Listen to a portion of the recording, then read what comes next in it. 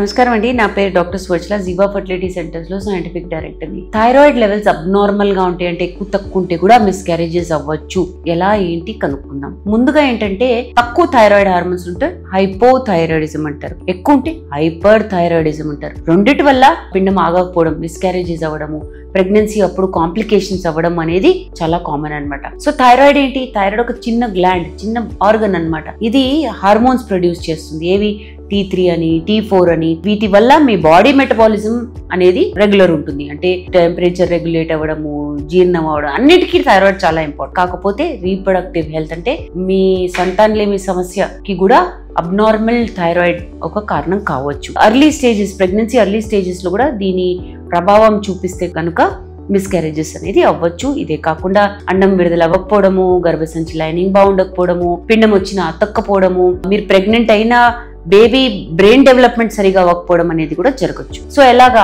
Hypothyroidism గురించి కనుక్కుందాం ముందు. అంటే లో థైరాయిడ్ ఉండడం, దీనివల్ల మిస్క్యారేజ్ అవ్వచ్చు. హార్మోనల్ ఇంబ్యాలెన్సెస్ అంటే ఈ థైరాయిడ్ లో ఉండడం వల్ల అండం విడుదల అవ్వకపోవడము, పీరియడ్స్ రెగ్యులర్ గా అవ్వకపోవడం అనేది జరగవచ్చు. ఈ హార్మోన్ లెవెల్స్ సరిగా లేకపోతే గర్భసంచి లైనింగ్ కూడా పెరగదు. దీనివల్ల పిండం అక్కడికి వచ్చినా అతకదు. మిస్క్యారేజ్ రిస్క్ అనేది చాలా ఎక్కువ ఉంటుంది. ఎస్పెషలీ లో T4 లెవెల్స్ ఉన్నప్పుడు ఈ పిండం ఎర్లీ స్టేజెస్ డెవలప్మెంట్ సరిగా అవ్వకపోవడం వల్ల మిస్క్యారేజ్ అయిపోతుంది. ఈ పిండము ప్రెగ్నెన్సీ వచ్చిన 10 నుంచి 12వ వారం వరకు తల్లి థైరాయిడ్ హార్మోన్స్ మీదనే ఆధారపడి ఉంటుంది. సో ఇవి నార్మల్ లేవనుకోండి, పిండం అనేది పెరగదు. థైరాయిడ్ ఆటో ఇమ్యూనిటీ కూడా చాలా ఇంపార్టెంట్. హాషిమోటోస్ థైరాయిడైటిస్ అంటారు. సో ఈ థైరాయిడ్ లెవెల్స్ బాగున్నా థైరాయిడ్ యాంటీబాడీస్ TPO-AB బాగాలేకపోతే కూడా మిస్క్యారేజ్ రిస్క్ అనేది చాలా ఎక్కువ ఉంటుంది. దీనిలో ఏమవుతుందంటే మీ ఆటో ఇమ్యూనిటీ వల్ల మీ పిండం అక్కడికి వచ్చినా అది సరిగా అతకపోవడం అనేది జరుగుతుంది. ఇప్పుడు హైపర్ థైరాయిడిజం అంటే ఎక్కువ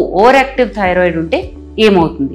సో ఈ T3, T4 లెవెల్స్ చాలా ఎక్కువ ఉన్నాయి అనుకోండి, మీ మెటబాలిజం చాలా ఎక్కువ ఉంటుంది, హార్ట్ రేట్ చాలా ఎక్కువ ఉంటుంది, గర్భసంచిలో కాంట్రాక్షన్స్ అంటే ఊరికే అది సరిగా ఉండకపోవడం, అంటే కాంట్రాక్షన్స్ ఊరికే అది ఒత్తుకుపోతా ఉంటుంది. ప్లాసెంటా డెవలప్మెంట్ సరిగా అవ్వదు, అంటే మాయా సరిగా డెవలప్ అవ్వదు. దీనివల్ల ఎర్లీ ప్రెగ్నెన్సీ లాస్ అంటే ప్రెగ్నెన్సీ రావడము, తొందరగానే వెళ్ళిపోవడం, ప్రీ టర్మ్ బర్త్ టైం కన్నా ముందే డెలివరీ అయిపోవడము, ప్రీ ఎక్లాంప్సియా కడుపుతో ఉన్నప్పుడు హైపర్ టెన్షన్ ఆర్ BP అవ్వడం. తర్వాత గ్రేవ్స్ డిజీజ్ లో ఏమవుతుందంటే ఆటో ఇమ్యూన్ హైపర్ థైరాయిడిజం. ఇందులో కూడా పిండం కి ఎఫెక్ట్ ఉంటుంది. ఎందుకంటే ఈ యాంటీబాడీస్ మీ బాడీ ఇమ్యూన్ సిస్టమ్ మాయా నుంచి బేబీ దాకా చేరి దాని ఎఫెక్ట్ దాని మీద కూడా చూపించి మిస్క్యారేజ్ లాగా మారేటట్టు చూస్తుంది అనమాట. సో ఈ హైపర్ థైరాయిడిజం మంచిది కాదు. సబ్ క్లినికల్ థైరాయిడ్ డిస్ఫంక్షన్ అని కూడా ఉంటుందంటే థైరాయిడ్ మైల్డ్ ఇంబ్యాలెన్స్ ఉన్న, అంటే చాలా తక్కువ ఇటు అటు ఉంది, అంటే నార్మల్ T4 ఉంది కానీ TSH అనేది చాలా ఎక్కువ ఉంది అనుకోండి. అలాంటప్పుడు కూడా సంతానలేమి సమస్య కావచ్చు.